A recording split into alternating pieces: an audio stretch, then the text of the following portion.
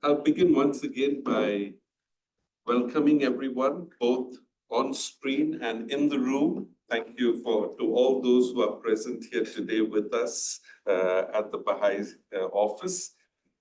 Today's in-person Zoom event is co-sponsored by ERI, JCoR and PRATYeK and made possible thanks to a grant from JCoR, Justice Coalition of Religious, present here in New York, Irish Aid, Mission Cara, and Edmund Rice Development. The objectives of these events and of ERI's enrichment Zooms is to create an advocacy networking platform where participants can learn from one another, share their experiences, collaborate with, and support one another.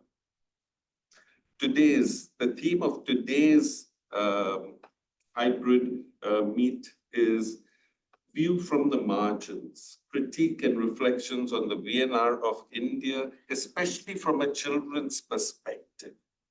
And we have with us today Steve Rocha and the PRATYeK team, and the team of panelists, Prasansha Caroline Rai, a teacher at an IBVM school in India, Sister Babita Kumari, from the Medical Mission Sisters, also from India, and Aneem Prakash Indwar, a Claretian missionary also from India.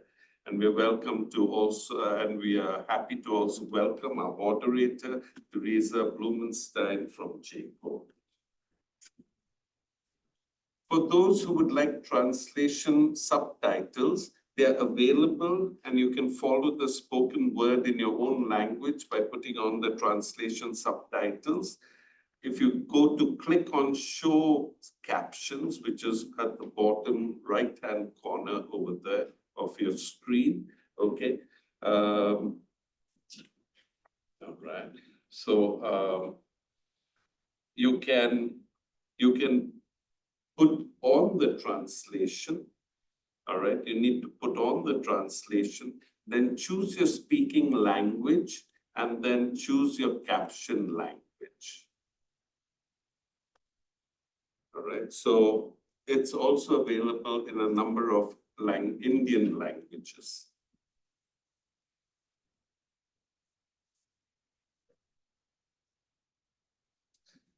As always, I invite participants on Zoom to view the presentations on speaker view. And during the presentation, your microphone will be disabled, but the chat box is enabled. So with that, I'm going to just check and see if Brian has joined us. Okay. So Brian hasn't joined us. He was to formally welcome everyone, but I'll do that on behalf of ERI, JCoR, and PRATYeK over here. And as we go along, we'll introduce each of these different organizations. So, but before I do that, a number of you must be asking yourselves, what is the VNR? And what is this Zoom event all about? So once again, I'm just quickly going to share my screen.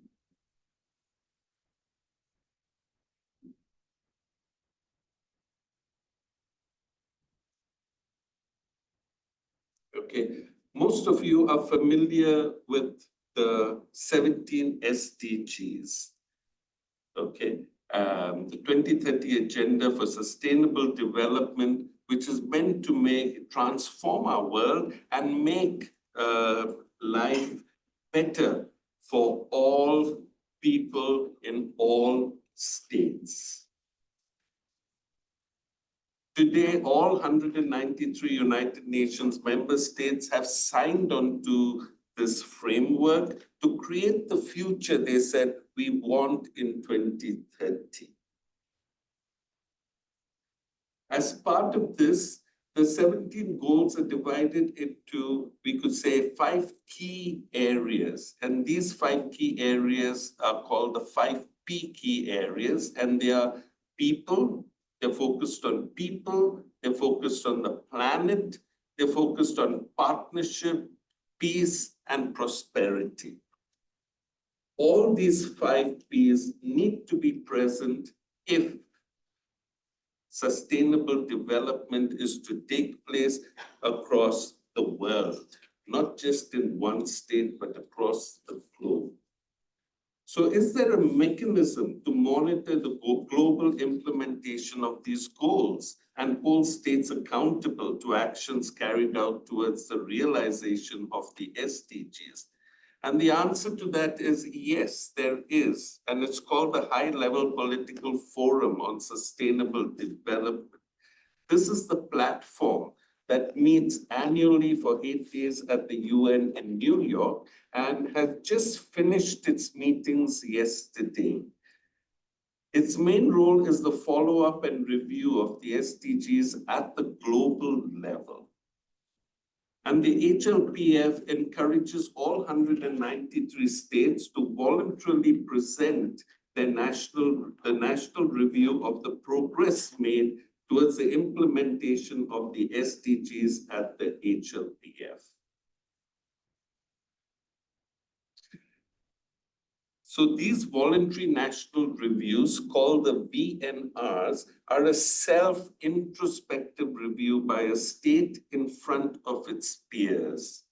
And they aim to facilitate the sharing of experiences, including successes, challenges, and lessons learned, with a view to accelerating the implementation of the 2030 Agenda.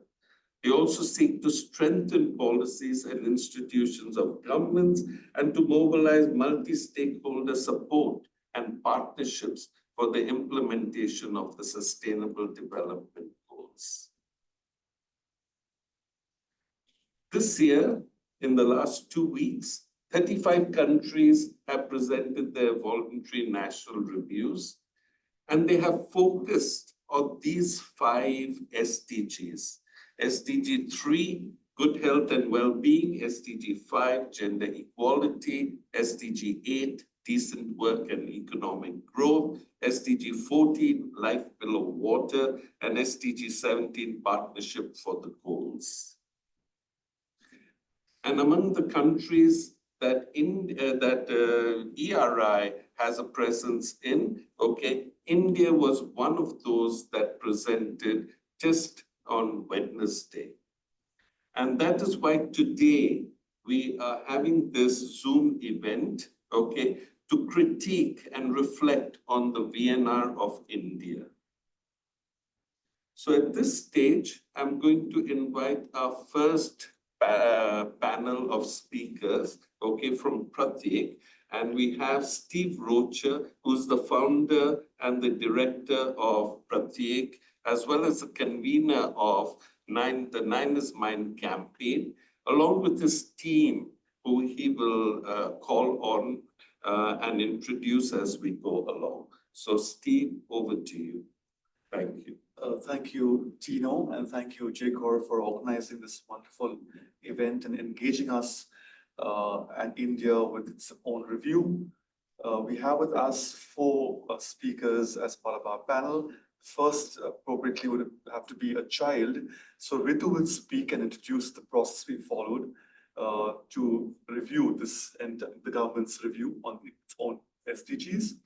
Balit, who really coordinated the on-ground reviews, will speak next. Soran, who was there in 2015, when the goals were being announced, he was a young child then, has come back to be part of these deliberations and represent vulnerable India at these sessions. And finally, I will speak at the end. So over to Ritu to begin our conversations.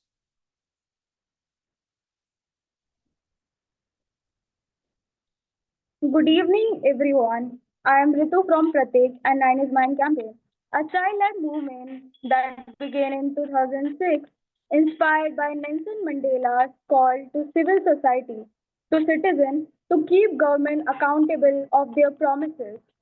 We work across India through a strong civil society network, including Vadana Todo Abhiyan, with whom we began the 9 is Mine campaign. Today we have children's parliament in every state with elected children's child minister, but based on global goals. As global goalkeepers, they evaluate goals on the ground and engage with duty barriers to seek their real life issue and fulfillment. Children from our campaign have been part of global India journey since 2013.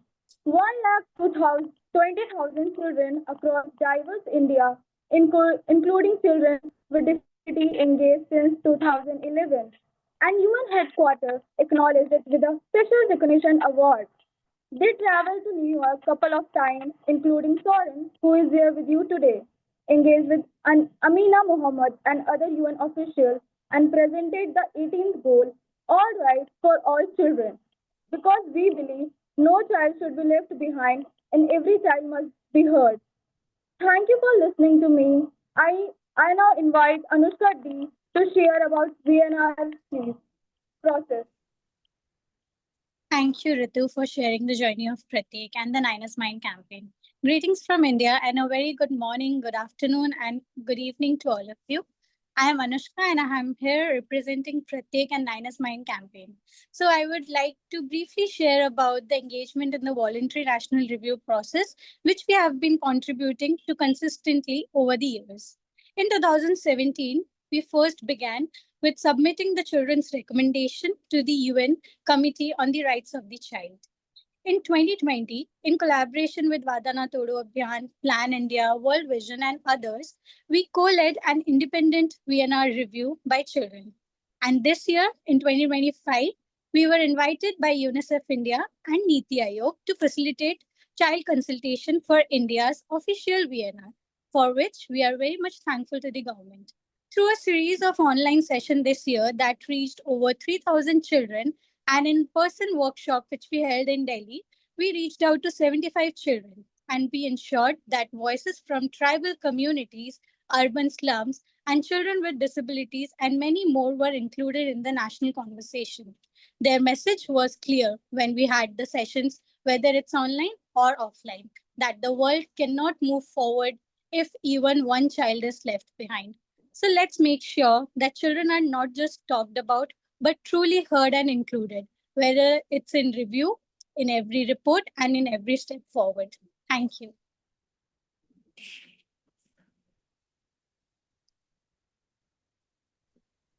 Thank you, Anushka. Hi, everyone. Greetings from India, and good morning, good afternoon, good evening to all of you and all the fellow advocates present today. I'm Violet, and I work at PRATYeK.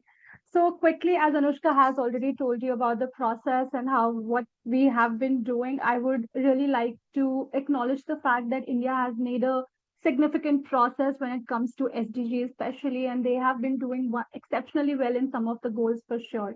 So today, I would like to take you through the work which we have done in this report and what we have been doing with children over the last 3 to 4 months. To begin, I want to thank all the partners and especially all the children who were with us throughout this journey. We have divided SDGs into three different categories, which is inclusion for all, and you can see the goals mentioned here. So due to limitation of time, I will just take it quickly and emphasize more on the recommendation and the realities we are working with. So we GP to S to equity. The second one is we won't cop out, and we HTTP to development. So these are the goals.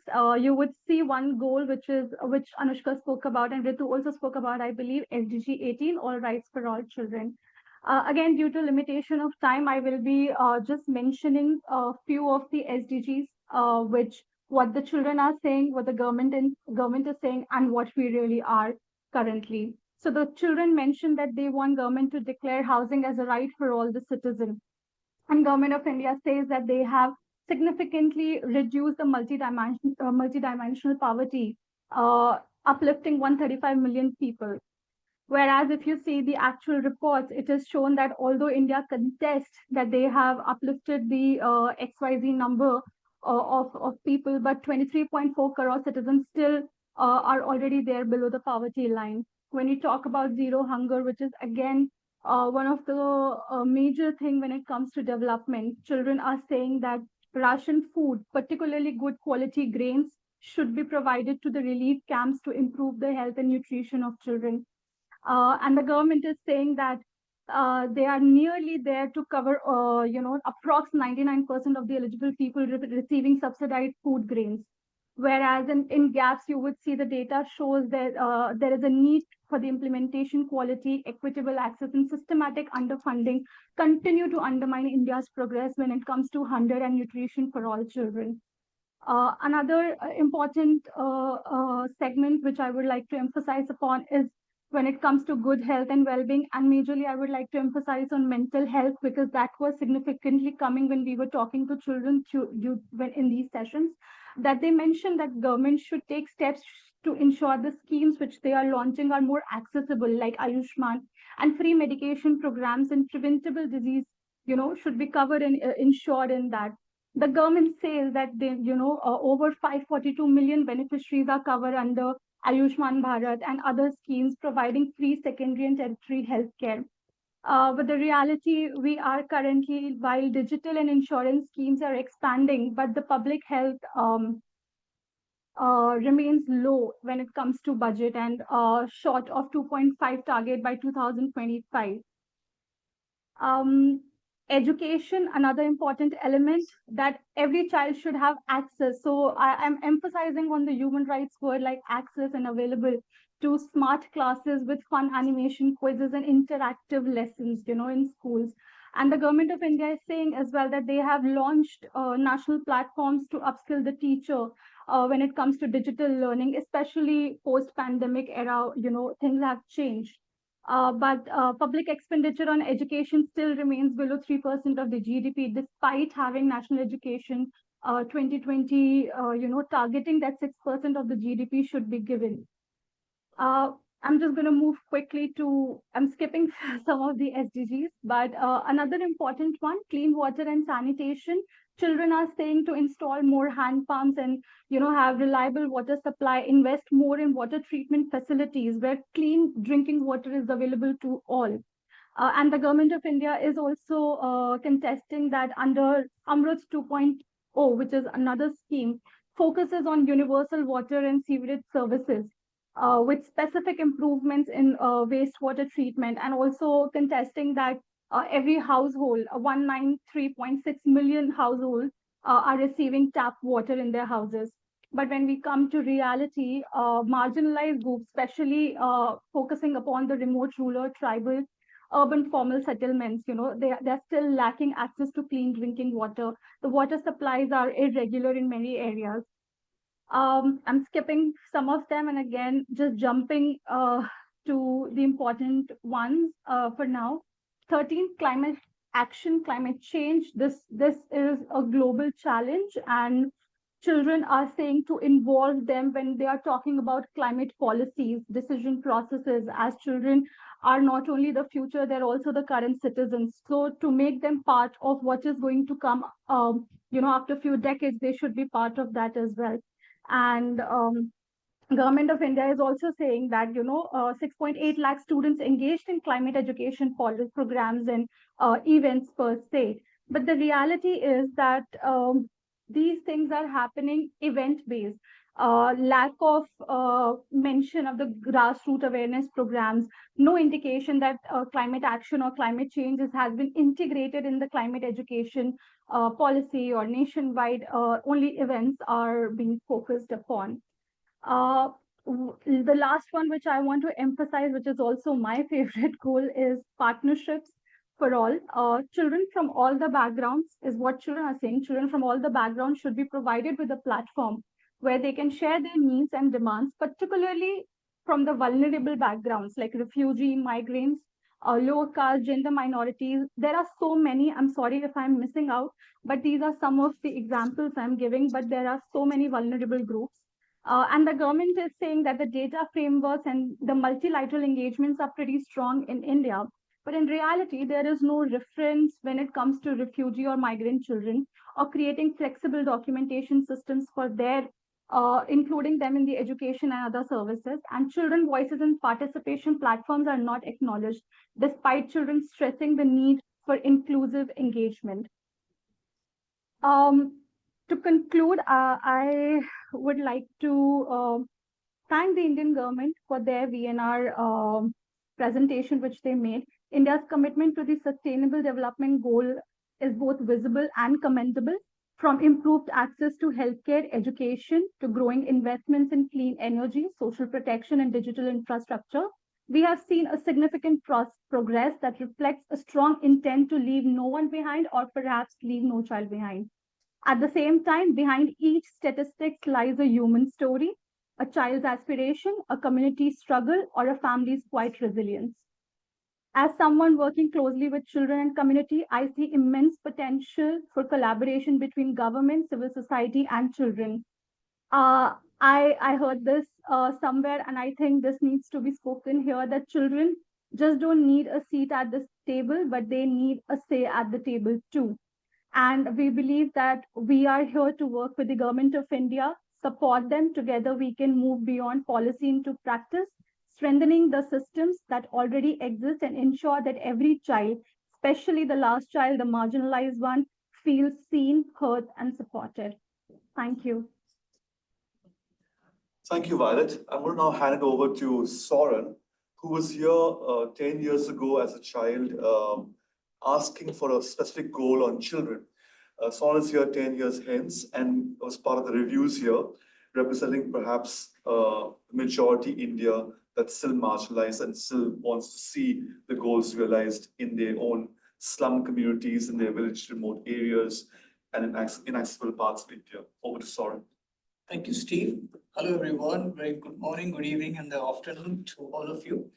I'm so happy to be back in New York after 10 years with the experience with the SDGs goals.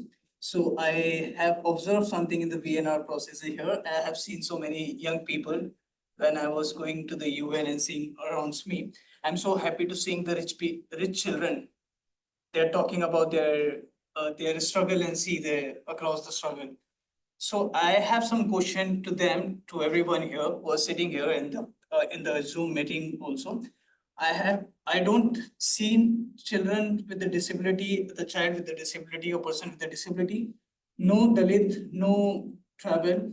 When we are talking about the leave no one behind, the UN say that leave no one behind. So why we are leaving those people behind, which SDGs is made for it, and talk about this. So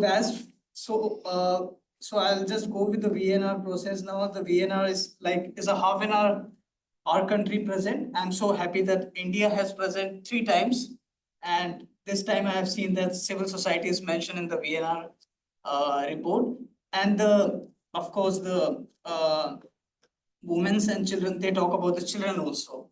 It's make me so proud and happy. But whole VNR process, it's self-review bluff. It's all made it. Yeah. So if it's a peer questions, it's like a Hollywood acting. Yeah. So it seems like it's everything has created already. So meantime, when I was there in the conference room, I have seen the many country, and our country has only given 2 minutes for the civil society, just 2 minutes only to talk about. Yeah. So this is the I have observed so far in the VNR, and while there is a Lesotho country, I'm so happy they just come over and talk about the reality and their struggle. They didn't put their country in the top and showing, yeah, our country is growing. Whatever the struggle is there, how much their struggle they are facing, they just put through front of the all over the country and the UN. So that was so happy and make me so happy for their putting all the things. My personal recommendation to goes to the UN, the people who are participating in this. So I recommend that independent self-reporter can go individual and independently to give the report we follow the UPR reports, right? So UPR reports have some rules like NGO can report directly and give the strong report to the UN, And the NGO can be involved to talk about the reality in the ground level reality, and they talk about the issues which the people are struggling. So now I do suggest to call this UP Universal Periodic Rights Based Report, not voluntary reports, not voluntary review.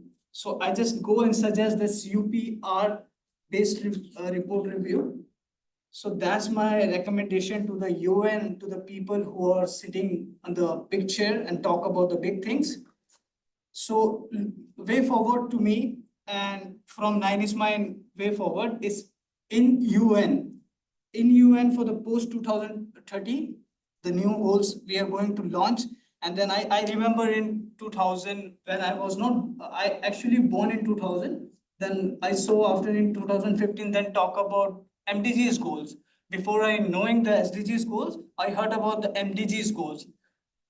There is a many promise with the many countries they will achieve, but somehow they will come up after 15 years. They said they have not achieved. Now the UN is launching the new 17 goals, which is something is including a new agenda. Of course, there was a 8 and now 17 is totally 100% different between. Okay, so now they are focusing to in 2013 the new goals, which is I am little worried about they will going to complete these goals or they will just focus for the previous goals.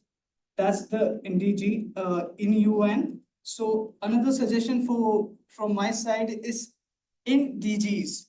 NDGs is where will child can be include child first, will include the right first, accountability first. Meanwhile, the Qatar is talking about XDGs. It's like extended development goals. So we and 90s Mind just talking about the in DGs, which I mentioned already. That's my way forward with you, and I hope this will become with the strong power and units, and we'll all make it full. Thank you. Thanks, Soren. Thank you for introducing the inclusive development goals as the way forward, where children will be at the heart of all the conversation and all the goals, where accountability will be at the heart of these goals, and the most vulnerable will be at the heart of these goals. So what I want to do right now is just look at India's presentation and probably present some reflections on it based on ground reality. So firstly, hats off to India, and Bob Ray, the president of the ECOSOC himself, acknowledged India's contribution towards integrating the SDGs into the national framework of the national policy. So it's really, they've really made a consistent effort in embracing the SDG framework, and you see it all across all policies. Also, India still has half the amount of people living in poverty. And so if India doesn't come on board, these SDGs will never be met. Acknowledge Subrat Berry, the vice chair of the Niti Aayog, in acknowledging that the digital India, digital focus, the data-driven focus and delivery has really been at the heart of achieving the SDGs. It's been the third review and quite a good review as well. They've got 260 pages of their review. India has also been at the heart of South-South cooperation and has been championing that movement. The idea of common but differentiated comes up very strongly in all their conversations, but we would like that to be actually reflected in local policies as well. India has a shining India, but also has a whining Bharat. Bharat is a traditional name for India, and the majority India is still whining and struggling. So we need to focus on that and use the same common but differentiated principle there.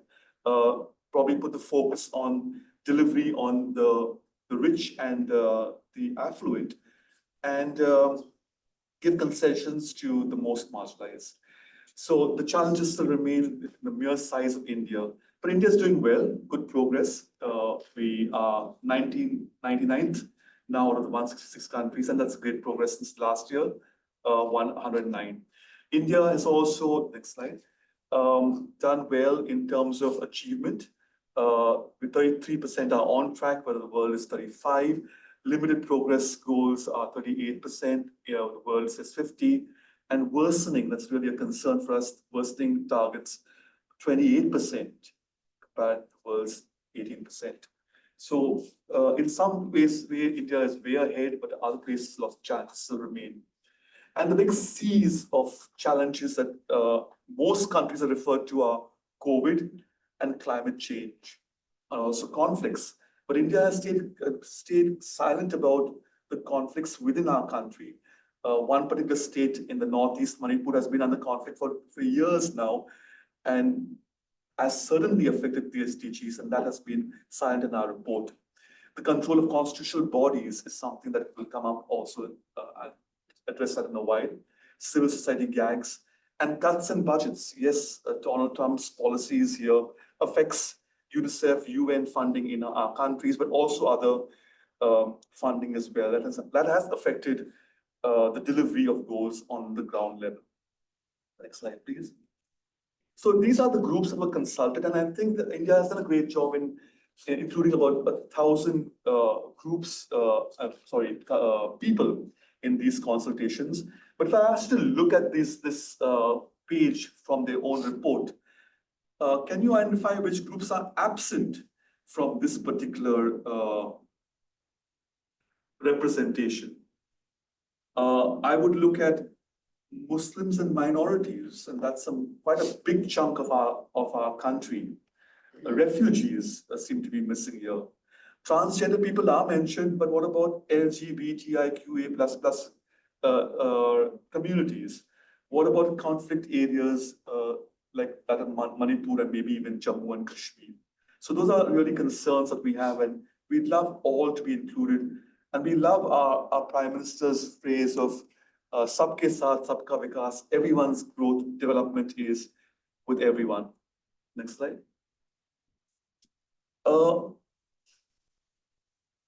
Yes, Suman Berry had mentioned that we're heading towards becoming a $30 trillion economy by 2047, India's 100th anniversary of its independence.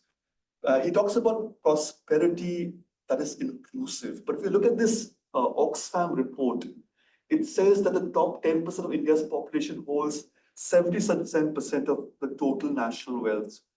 And the last point there, that first one says 670 million Indians who comprise the poorest half of the population saw only 1% increase in this wealth. So is this progress, this GDP growth, this economic growth of India really accessible to all?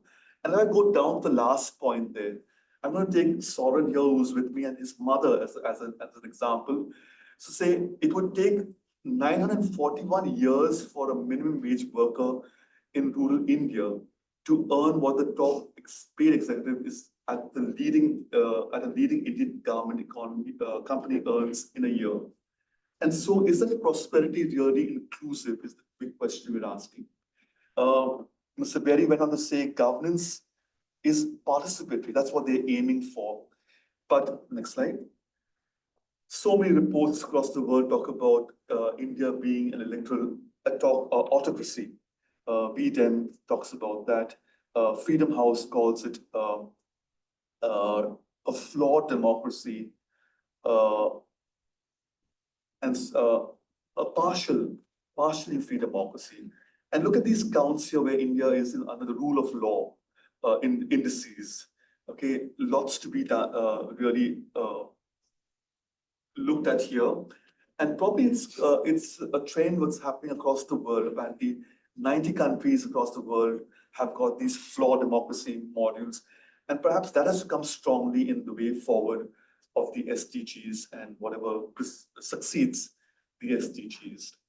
He also talks about innovation that is purpose-driven. And I think we need to acknowledge that India has driven a lot of innovations. It's probably the IT hub of the world.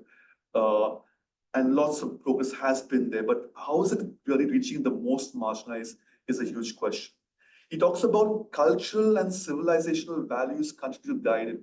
And that could be a bit frightening in a majority-led government. where principles of the Constitution, which he began off by introducing constitutional values in his speech. And we really worry for words like socialist, secular fabric of India being diminished. So really wondering where is India going, even its vision 2047, if the constitutional framework is not really upheld. Next slide. So talking about, he also talks about in his 2047 picture, access to quality and higher education.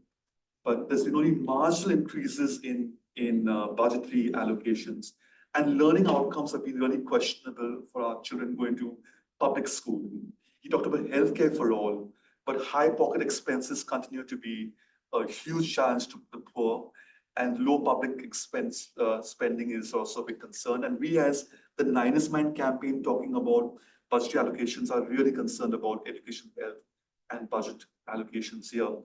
He talks about thriving and green economies, great, but what about the rural youth and women and farmers and their access to these? And they're going to be left out of all the growth and development that India is experiencing right now. We were worried about strong institutions that he himself claims, and the undermining of constitutional institutions like the judiciary and other constitutional bodies like the human rights commissions. I was at a forum where the human rights commissioner said, we're working with the government now rather than being a counter to the government, which is really wondering what the purpose of a commission would be then. He talked about empower citizens and emphasize youth and women, but we were wondering what about children that are about 35% of India's population right now. So we're worried about expenditure, and since COVID, the last reporting in 2020, social sector spending was as high as 30% or 5% of the GDP, 30% of the total expenditure of the government, 5% of the GDP. And today, as India was reporting, it's down to 17% of total expenditure, almost half that of what India was investing even before COVID. So that's a big concern about social spending. What the government seems to be spending more on is on infrastructure. And this, despite the fact that available money to the government for total spending has increased by 7%. So really concerned about where the focus of India is, and is leave no one behind really the focus there. There have also been major cuts in major schemes of the government. The first one is about education, second is about health, the third is about jal, so it's water. Rural employment is the fourth one. Nutrition, which is a huge concern for children of India. So everywhere seems to be cutting down on spending for the government, except for the area of infrastructural growth. And just the last bit is the government talks about Sabke Saath, Sabka Vikas, a development that is built on inclusion of everyone. But with the majoritarian-driven agenda, we really are concerned about the most vulnerable in our country. It's not only about equality that is being focused on, but equity issues. Affirmative action is being undermined in our country. So we really want to look at a country that's an incredible nation, dedicated to the inclusion of all. That's the acronym for India that we want to see, because we believe in this African adage that yes, we're going to go faster, we can go alone. And I think India has made fast progress in the last few years with the speed and the scale that Suman Bey spoke about. But to go further, we need to go with all. Thank you. Thank you. Thank you, guys. Thank you very much, PRATYeK, Steve, Anushka, Ritu, okay, Soren and Violet, for your presentation. All right.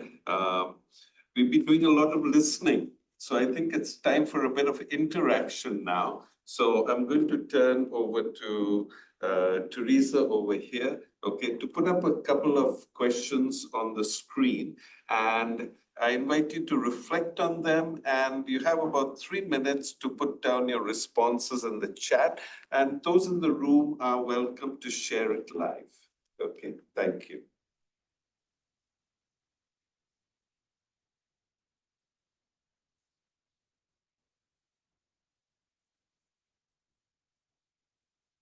So the chat is open, okay?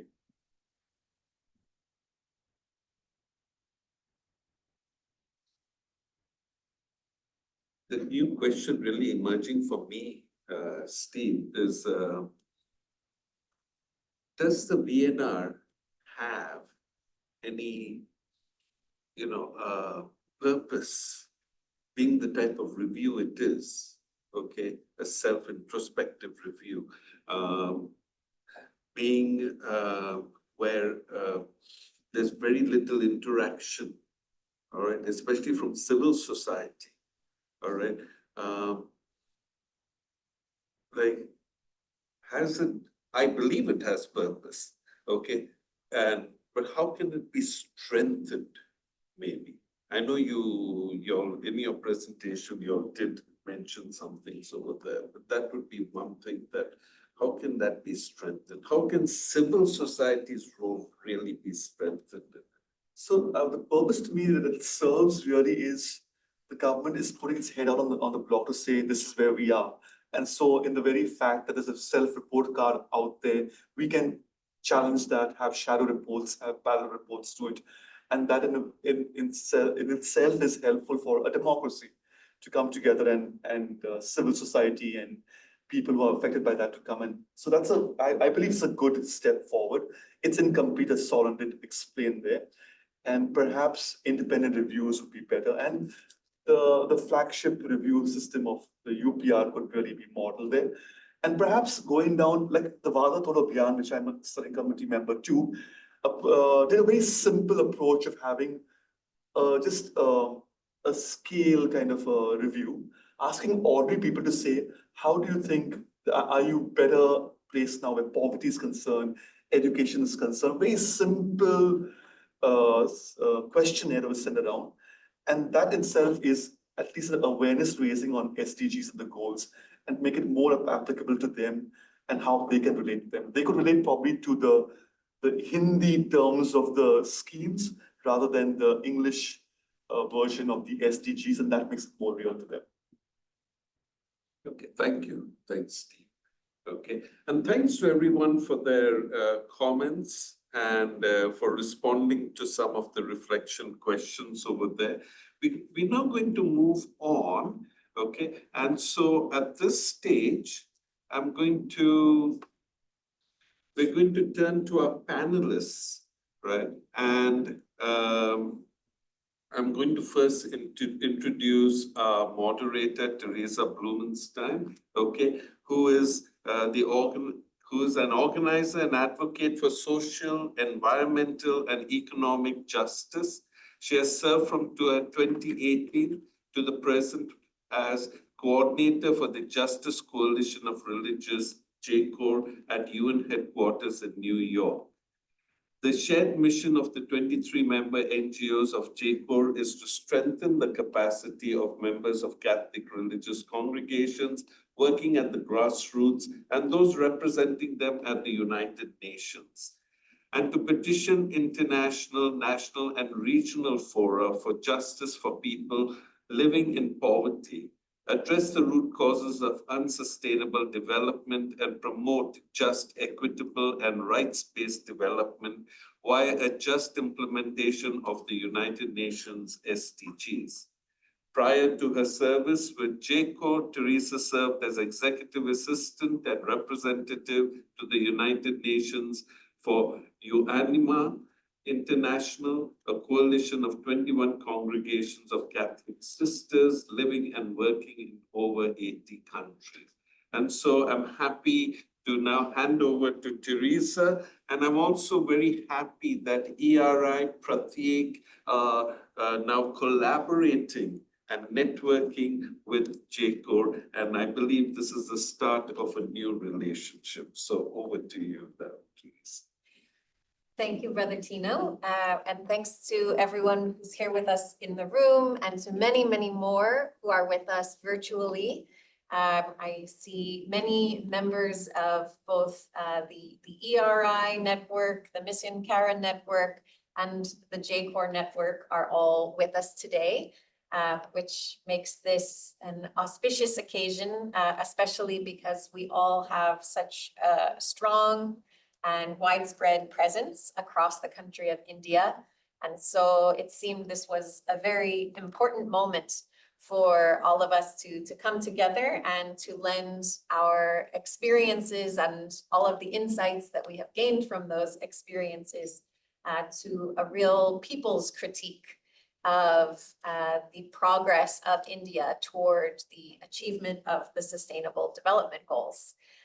And so it's my pleasure to help introduce two other voices who are able to offer some of that experiential wisdom to our act of critiquing in a spirit of goodwill. And so the first respondent that we will hear from our JCoR network in India is Prasancha Caroline Rai, who is a mission partner of the Institute of the Blessed Virgin Mary, Loreto Generalit. And Prasancha is a former student of the Loreto Sisters, but she's also been a teacher at St. Teresa's School in Darjeeling since 2013. And she has been the school's animator for justice, peace, and integrity of creation since 2016, as well as the JPIC zonal coordinator for all of the Himalayan zone of Loreto schools for the last 3 years. So we welcome her additional thoughts and insights after having heard the wonderful analysis and presentation from PRATYeK. And we know she's also followed the report of the Indian government itself. So we look forward now to hearing the reflections from Prasancha. Prasancha, you have the floor. Thank you, Teresa. Good morning, afternoon, and evening to all of you. I'm going to present my reflections as an educator. So I would like to focus on the VNR report SDG 4, that is quality education. And I wish to begin from where Steve left, the line that you said, to go further, we need to go with all. Now, we've all seen that India's VNR 2025 report shows commendable efforts being made by our country as we move towards becoming a Vikshit Bharat by 2047. However, working as a teacher in a government-aided school far away from the metropolitan cities, in the district of Darjeeling, in the northern part of West Bengal, I'd like to present a few reflections and challenges that continue to exist despite the national achievements which have been shown in the VNR report.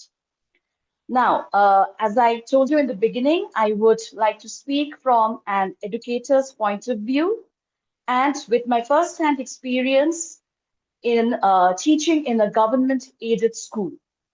I speak with regards to the marginalized section, especially the tea garden dwellers, and I'd like to reflect on the reality at the grassroots levels. Now, with regards literacy rate and dropout, we still see a disparity between urban and rural schools. We see that the literacy rate in the rural schools is still lagging behind, though as per the VNR report, the enrollment is rising and access to education has improved, yet foundational competencies, the 21st century life skills, all these are still lacking in the rural schools. We see that students from these marginalized areas, when I say tea gardens, many of these tea gardens are closed down, so the children have no or very limited access to higher education. Now, those who can afford, they do migrate to the towns to pursue their education, but those who cannot, they are left with no other option but to drop out and look for other means of livelihood in order to support their families. When we talk about infrastructure in the government schools, it is still very dilapidated, not in keeping with 21st century learning at all. Basic facilities like drinking water, sanitation, timely availability of books from the government, proper classroom infrastructure, basic safety measures, all these are still missing in our rural schools. And we do see primary schools where various classes are accommodated in a single room. When talking about inclusive education in the rural areas, I can say, because of my knowledge and experience, that inclusive education is almost zero in these sections of the society. Government schools do not have provisions to accommodate children with special needs. It is there on paper, but infrastructure, trained teachers, special educators, counselors, these still have not been a reality in the government schools. So, social and emotional well-being of the students still has not been given much importance in the government schools of the rural areas. When we talk about technology and the digital divide, the VNR talks about technology in education. It talks about digital schemes. However, the digital divide is starkly wide. Smart classes and AI are yet to be a reality in our government schools. And I would like to reiterate Violet's words when she said, every child should have access to smart classes. Yes, in reality, this is our dream, but in reality, smart classes have not reached every child, not just smart classes. In the lower income category, students do not have access even to smartphones or steady internet connections or even a separate room to study in. We have seen that during the COVID-19, when education was in the online mode, it is these children that suffered drastically, and the gap still has not been able to be narrowed. The VNR states that the government is implementing several strategic initiatives to enhance learning outcomes. For example, the Building as Learning Aid Scheme, the National Achievement Survey, Swachhata Pakwara, summer projects, eco clubs for Mission Life.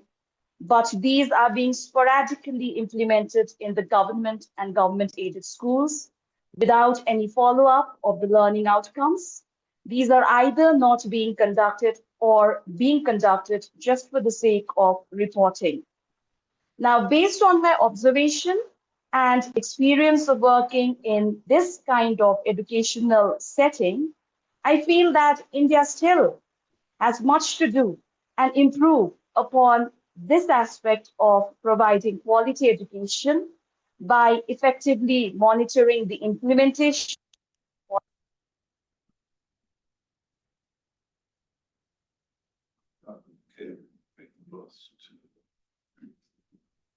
Okay. particularly in the rural areas, by providing in-service training to the teachers regarding evolving pedagogy, by narrowing down the digital divide, by advocating mental and emotional well-being in the schools, and by expanding inclusive education.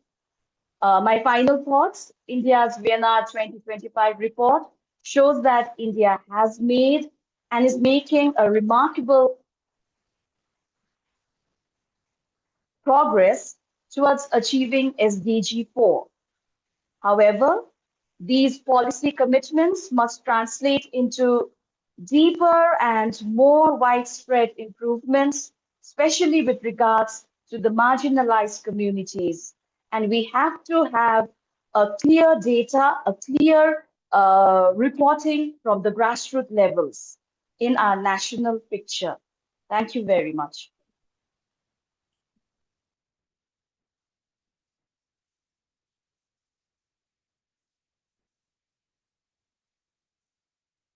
Thank you very much, Prasancha, for your insights from the multiple hats that you're wearing there in an educational setting in Darjeeling. And if we have a moment to look at the chat, you will see that there are educators from other corners of India who were offering their agreement and seconding in various ways some of your key points about the gap that exists between the educational picture that is painted in the Voluntary National Review and what you have experienced, and especially highlighting some of those major inequalities that exist between those schools in urban settings as well as and those in rural settings, as well as some distinctions between different populations of students based on income or perhaps special needs. And of course, it is always our concern as people who are called to serve among communities that have been marginalized, that these communities must in fact be central, must be a priority, and not the last to receive only the crumbs or the scraps that are left when we make a big development effort, but should be the first to receive attention and the ones to be prioritized. So thank you very much for those important reflections. And now we will have the pleasure of hearing from another member of our JCoR family who is in India. And it will be Sister Babita Kumari, who is a member of the Medical Mission Sisters. And she has been working with various groups of women, children, youth, and refugees in India over the course of the last 25 years. And throughout that time, she has worked in many different corners of the country, Bihar, Madhya Pradesh, Delhi, Pune, and Maharashtra. So she brings a wealth of experience from many different settings. And we look forward to hearing your insights as well. So Sister Babita, you have the floor. Thank you, Teresa. Good morning to all present in person in New York, and good afternoon and good evening to everyone on Zoom. It's a privilege for me to respond to the VNR of India. I acknowledge the progress report of our country, which seems comprehensive, inspiring, and remarkable. I also support the report shared by the Indian civil society, especially the 5 important suggestions made to the Government of India. With 1.4 billion people in our country, the achievements shared by the government at the HLPF are commendable. But in all this, the group matters. The commitment to leaving no one behind sounds great, but it is also a matter of concern. Development model used in the country for digital public infrastructure empowered billions of lives every day. Yes, but in this process, poor children of the migrant, Dalit, and refugee are left behind. Delivery of all these services mentioned in the report is yet to be reached to the underprivileged and marginalized community. India today is proud to be the 5th largest economy in the world. Yet poverty, health facilities, and social security for the migrants, Dalits, and refugees are out of reach to a greater extent. As per the children's perspective, there is not much progress except the immunization schemes. These schemes has reached to maximum, definitely, but here too there is a lot of discrimination based on caste economy. I'm happy that PRATYeK has made a very well critique reflection on the VNR of India in relation to children. Although India signed and ratified in 1992 the Convention on Rights of Children, which guarantees different rights for children, Dalits, refugees, and migrant children, still they struggle to get basic needs met in their day-to-day lives because of many reasons. For the survival of children, they need the most basic services for their existence. We all know, like nutrition, shelter, and access to medical services. They need proper development, which includes their time for play, education, and leisure time for entertainment. Protection is another important factor for children and needs to be safeguarded against all forms of abuse, neglect, and exploitation, including special care. Children of the migrant, Dalit, and refugee, in my experience, face all forms of violence. They are discriminated based on class, caste, place, and their economic position in many places. Their safety is a big question mark as they have no support from anyone, as they are poor, marginalized, and very often are criminalized for small matters.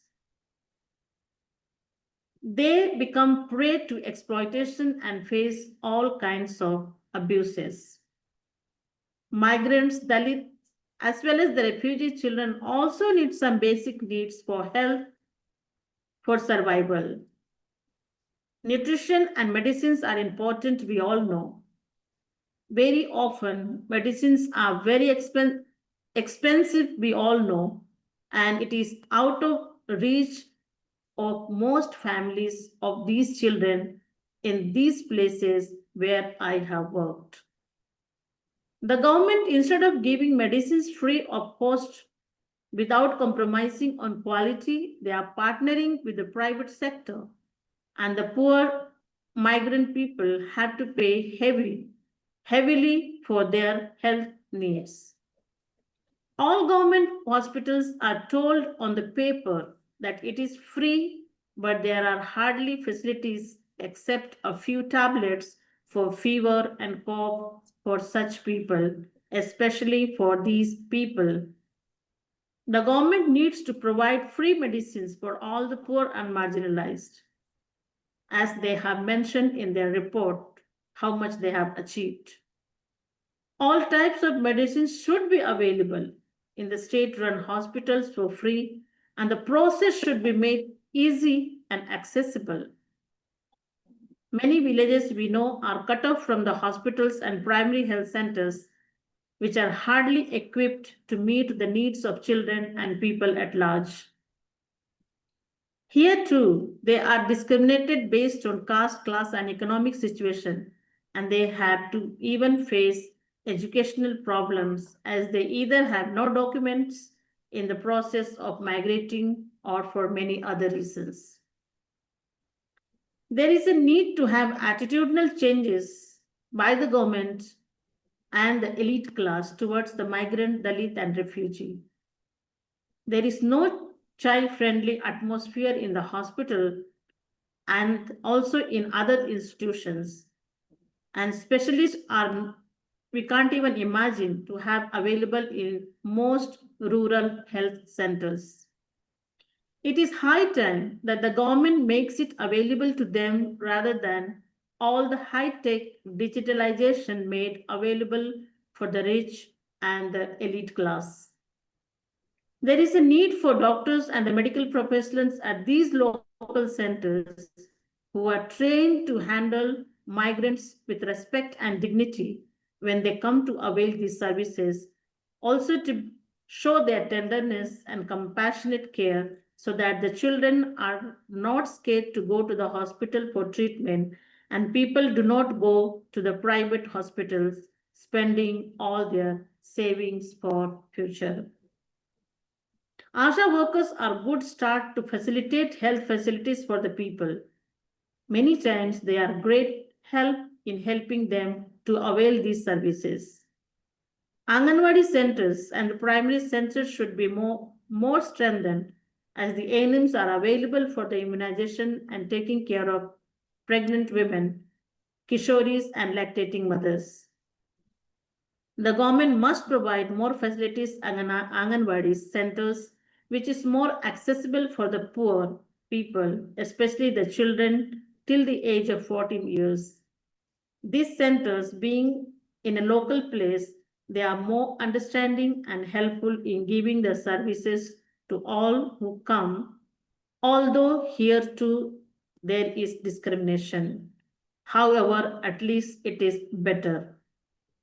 Children of the migrant, refugee, and Dalit who migrate for labor work with their parents find it difficult to avail these services as they have no documents, as I mentioned. The government process should be made easier for availing health services as well as education wherever they are.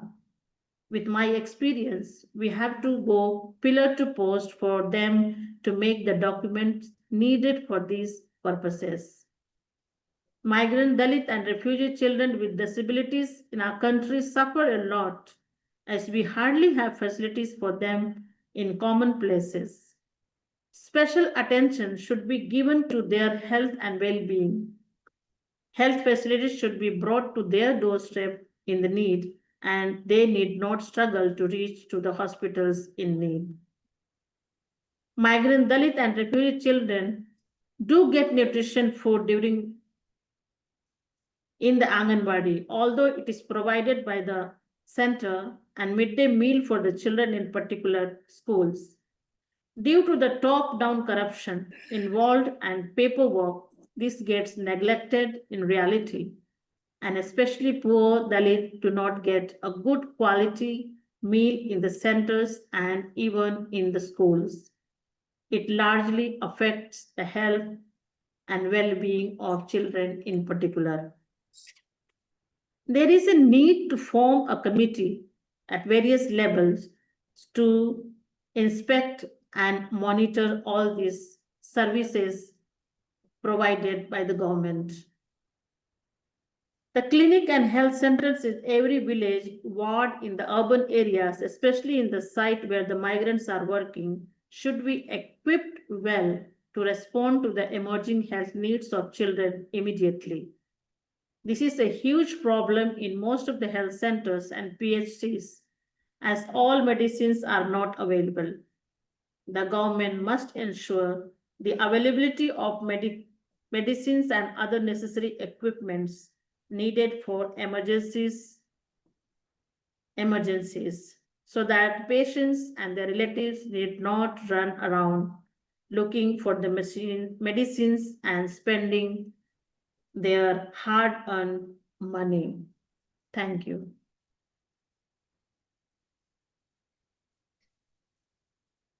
Thank you very much, Sister Babita.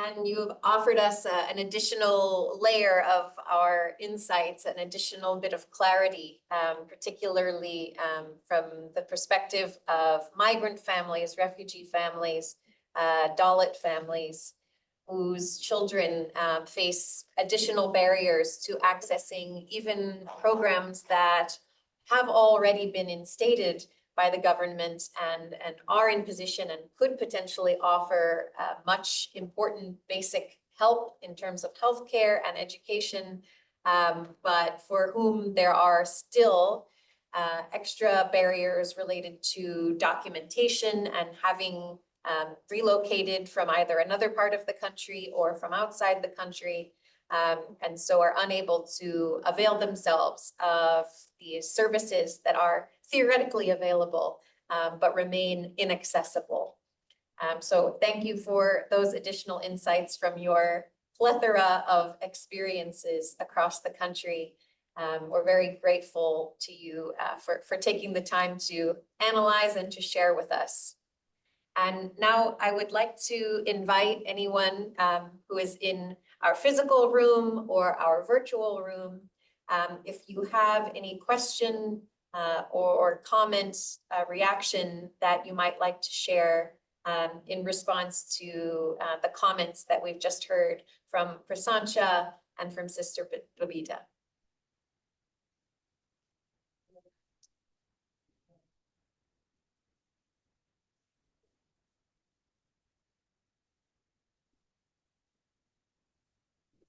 So you can either do that in the chat, okay? Or if you would like to, if you'd like to speak, okay, just put your hand up. Use the tools at the bottom to put your hands up, to raise your hand so that you come to the top of my screen and so I can spotlight you.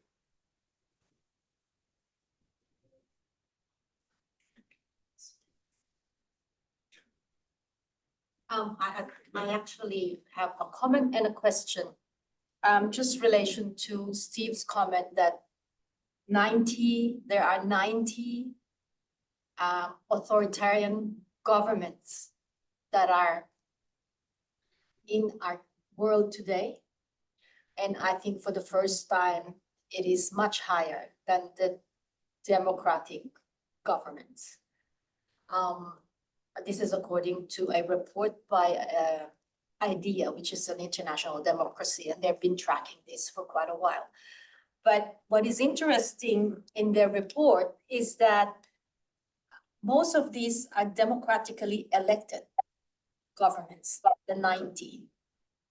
And so my question is, for us as civil society organizations, how can we work with the people on the ground who we work with and raise their awareness about this current issue, that in fact we are electing democratically these governments that have this kind of authoritarian tendencies. And how is it that we can be able to, before election and after election and during election, analyze these situations? And how do we make us who voted for these people, these governments, accountable for what they promised, which is normally a populist policies, which in fact most of these governments do not deliver, but they basically deliver for the top 1% who funds their elections. So I think that's my comment and my question. Thanks, Jen. Anyone would like to respond or add to that?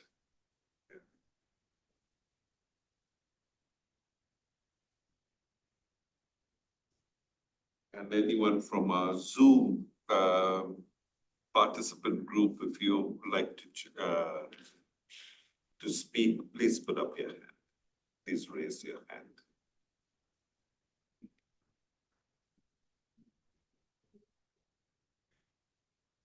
Yeah, for me, it's a very difficult, how do you do this, how do you hold them accountable, especially as civil society? And for me, I think strength comes in numbers, number one. Okay, and so instead of acting even in small groups, how can we join bigger groups? So that's one thing that I would say, and that's a challenge in itself. The second thing would be, how do we create more awareness? And yes, we're having this hybrid event, okay? I'm wondering, how do the participants who are part of this take this forward? Okay, how do we motivate them? How do we encourage them? What platforms do we offer them? Like in the chat, someone said over there, what can we as citizens do? Okay, so what do we offer individual citizens? And I think states are quite happy that that the people in their state are not even aware that a VNR is taking place here in New York, okay, or that a UPR is taking place in Geneva, or a treaty body review is taking place. They're quite happy. They like to come for these events, okay, to sort of appease the international community. But people back home are not even aware, right? So how do we create that? That would be something, questions that I put forward, really. And sorry, and I just want to make a comment to that. It's very challenging for all of us Christians and Catholics because a majority of our colleagues vote for these people because we do get benefits from most of these governments. They know we have a power and so they will work with us. So I think it is important for us to understand that as a Catholic church, as a Christian church, we do have power in most of these countries. And we protect that and so support these countries. Thanks. Sorry, I have to say Okay, that. Thomas, I see your hand up over there. Sorry. Carry on, carry on. Somebody can. Can I let Thomas? Yes, yes. Okay, so Thomas, if you can just put on your camera and or speak, just can I unmute yourself 1 minute? Okay, you should be able to unmute yourself, Thomas. Yeah, right now. Good. Good to see you all again in this side event. And congratulations, Steve, for the great presentation, you and your team, especially the young students and children who made very impactful observations. My concern really is, the first time in 2017, when India made the first VNR, they said it was the effort of 10,000 CSOs, NGOs. Thank God they have played it down to 1,000 this time. I listened to the VNR and I know most of those consultations did have critical inputs into the VNR that the government said it sponsored with NGOs. But the VNR report itself hardly reflected any of the critical comments that now I heard Steve and the team making today. So I'm just wondering, do we as civil society organizations get co-opted? Because the government does say that it was a consultation made about 1,000, 2,000, 3,000 COSOs, making a great presentation before the world. So I'm really at a loss very often. In fact, when I was asked to come for one of those consultations, I said, I'm not coming because I was afraid I would get co-opted. I think this is one challenge before us, especially after this government from 2014 has come to power.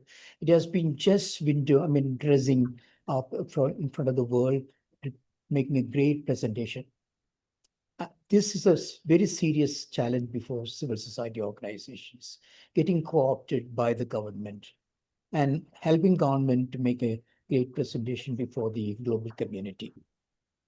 A moment comes when, especially in governments which is very authoritarian, a moment comes sometimes when we have to start disengaging with the government in exercises like this, lest we get co-opted. But congratulations, Steve, for the great critical comments that you made and also the team. Thanks, Thomas. Okay, Steve, over to you. So I was going to respond to Janet. On the ground level, there is an aura of fear, particularly when minority companies come into the play and institutions as well. But it's all over. I mean, everyone is walking on eggshells all around. And that's the kind of flawed democracy that we're really dealing with. So I don't know whether we're actually electing who we're electing. So even if we are, we have democratically elected governments, like in Maharashtra, and overnight they bought over. It's the 1%'s money that's really dictating everything. So that's the context that we're living in. So wondering if we at least have a tool in terms of the institutional schools that we have.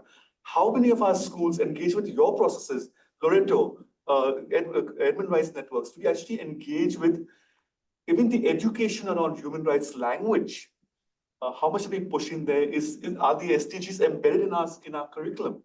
Nothing of that's happening. So wherever we have platforms, for example, even in church platforms, the priests are speaking, can we bring in a human rights angle to our gospels? And even a simple thing like don't ever talk about which government to elect, but you can at least name what are possibilities there, what are agendas being pushed there, and at least say, go outside the church, there's a platform, there's a desk there, please enroll yourself. That much you could do. I don't see our churches, our schools, our institutions engaging even in the things that they can. So they're actually asking them to come and whack me on the head because I'm ignorant and blind and not even wanting to engage with it. I believe JCoR and your presence here is so powerful.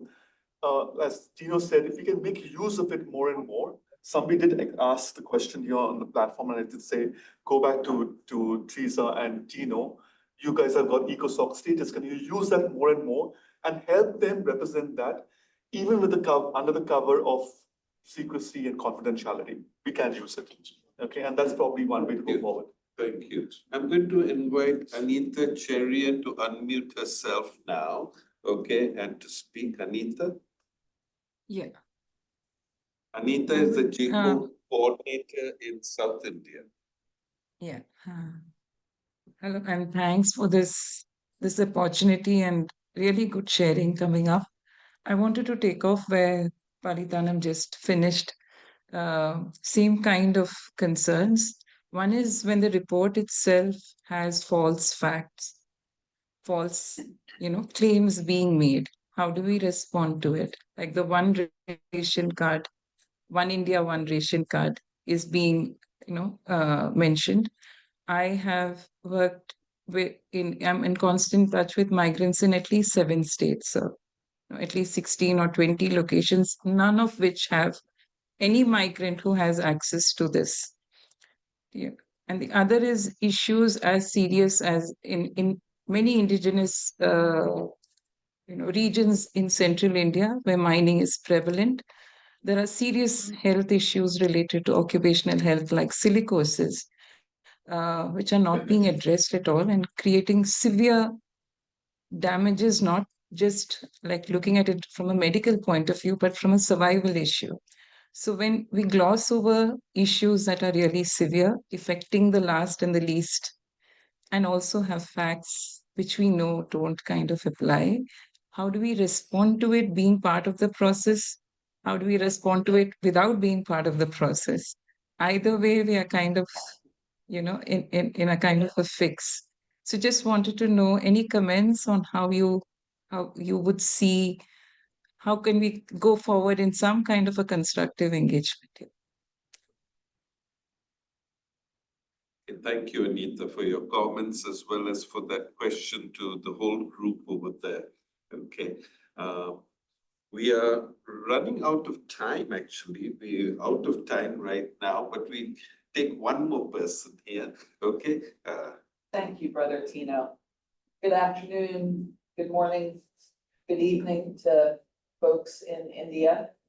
My name's Beth Lissman. I am the UN representative for the US-based Loreto community, a different order than our sisters in Loreto and CJ.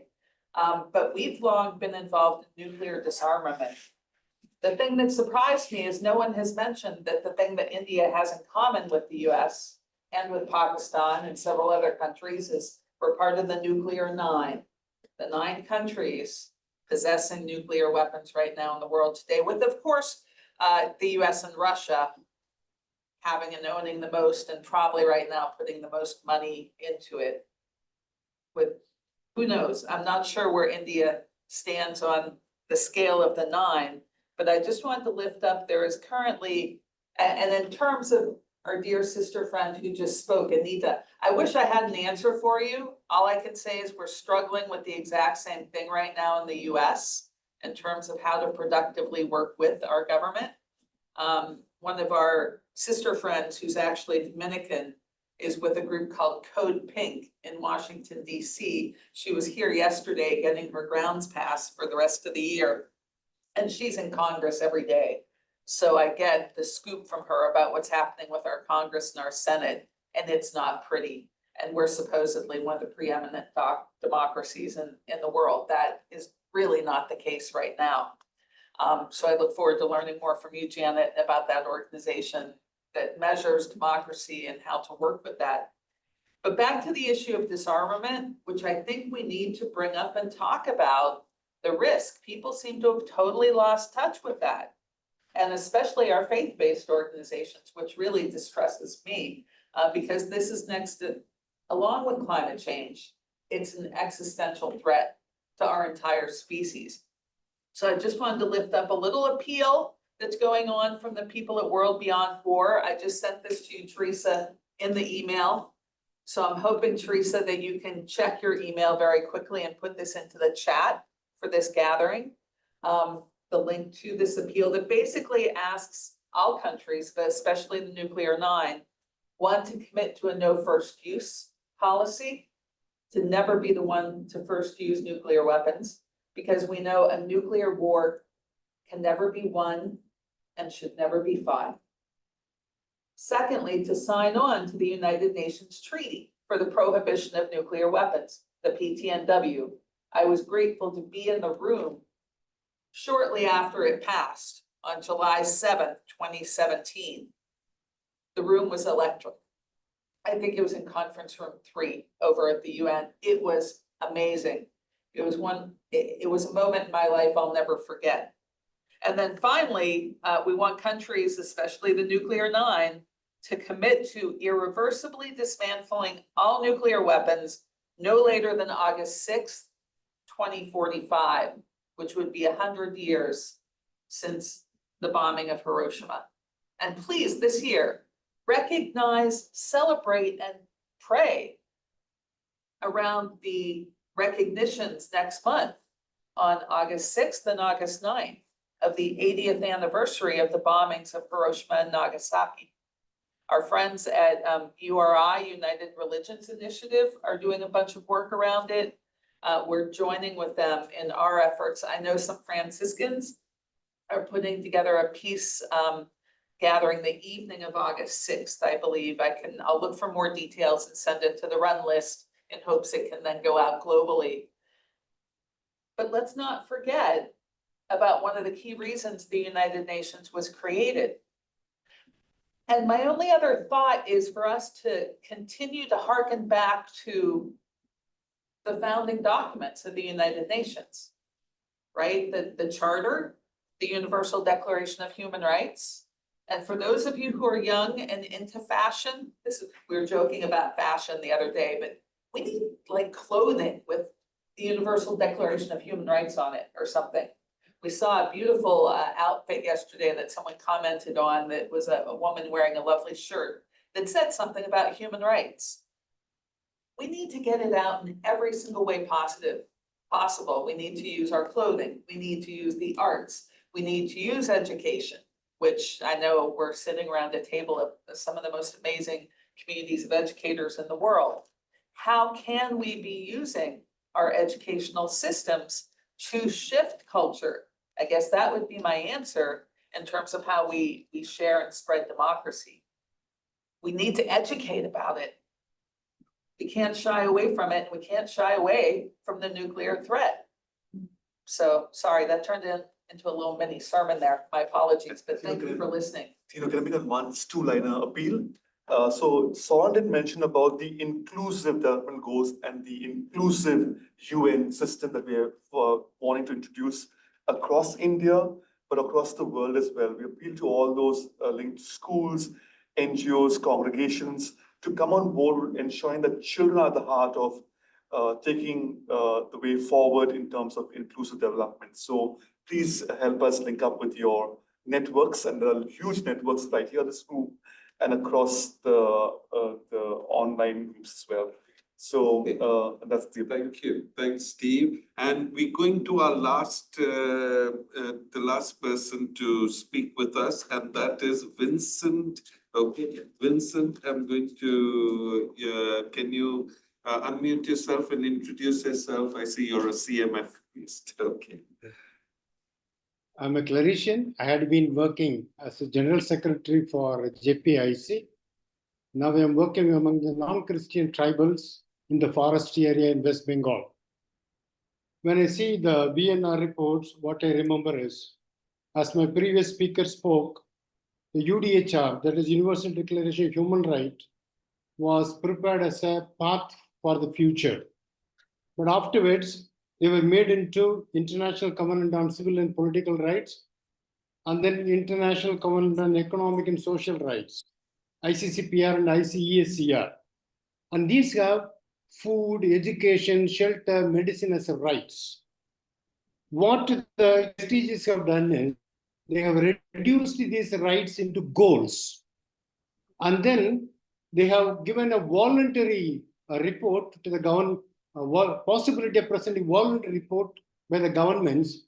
As a result, even if the government is not doing all this, nobody can question them. What was right has become a voluntary goal, and if the government is not doing, we cannot ask about it. Therefore, what is important is the CSOs, civil society, should have a due representation in the UN and in the VNR reportings, in monitoring it. Secondly, in the UN, there has to be a mechanism where when a country signs a covenant or declaration, it has to be obligatory to be executed, not simply endorsing it, not giving simply a signatory, but they have to make obligation to perform them. And then only there can be developments. And we are speaking about India report, and my presenter here said that 10% of people have 78% of the country's wealth. And how can the India claim that it leaves no one behind? It's a great mockery. Therefore, there is India development, and development only for 10% of people. So for which the civil society has come together in network, work and demand from the governments. Thank you. Thank you. Thank you very much, Vincent. And now I'm going to turn to our moderator, Teresa, and I'm going to invite her, to give the closing remarks and some of her takeaways. Thank you, Teresa.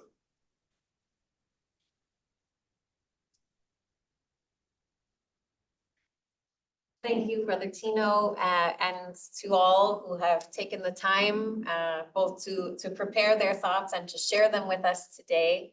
And surely we have gathered some critical pieces of information, some critical insights, which, as we have noted, for various reasons have not appeared in the presentation that was made by the government of India. But we know that we have a tremendous wealth of experience that is represented by all those who are joining us in person and virtually today. And what is more, we also have represented among this participant group so many vast networks, both inside India and outside India, who are positioned to share these insights much further than this room. And so as our conversation has kind of been coming to a point of what action can we take to follow from this moment? What do we do with the disparities between report and reality that we have identified here today? And what do we do with the frustration that we may be feeling when we observe that disparity? And as we've begun to mention, among us, we have many different opportunities and channels for those observations and for that frustration to create constructive conversation, which hopefully can foment change.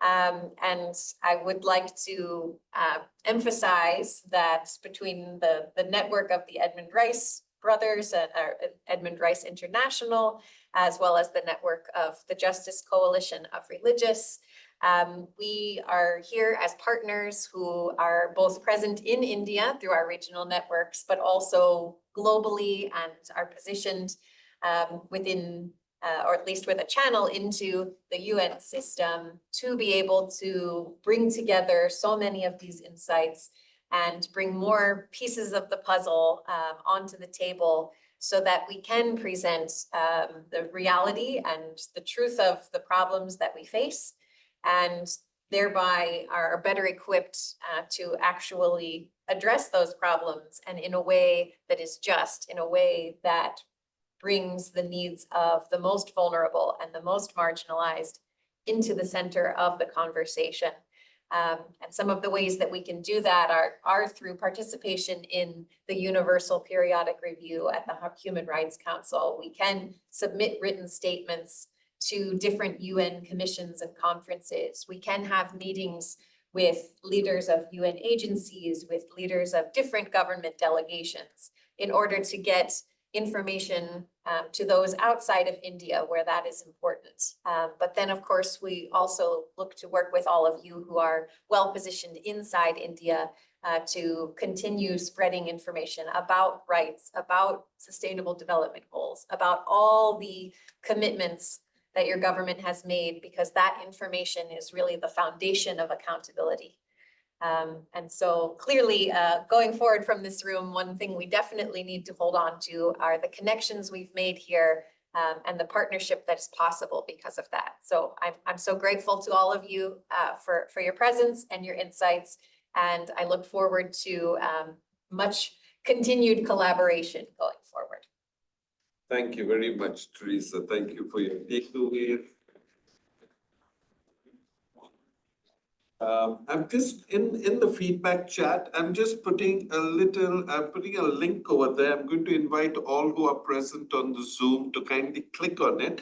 It's basically a feedback, okay, for the organizers of this hybrid meeting. Okay, it will hardly take you 2-3 minutes to complete it, and you can do it later. Just leave it, let it open on your screen and leave it there. Okay.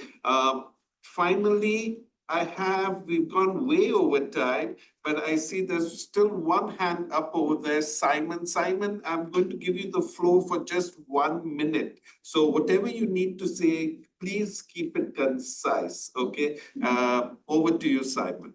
Okay, and Simon is a young person. Tell us a little bit about yourself, Simon, and unmute yourself. Can you unmute yourself, Simon? Thank you, sir. Hello, everyone. My name is Simon Jud Anthony. I am from Kuwait. I am the Prime Minister of the World Children's Parliament.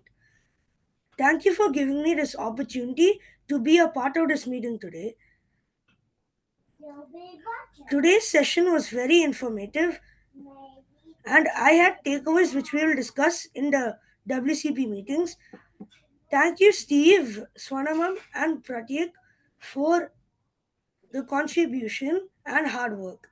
This motivates us to contribute more as children. We will definitely voice out our opinions to government.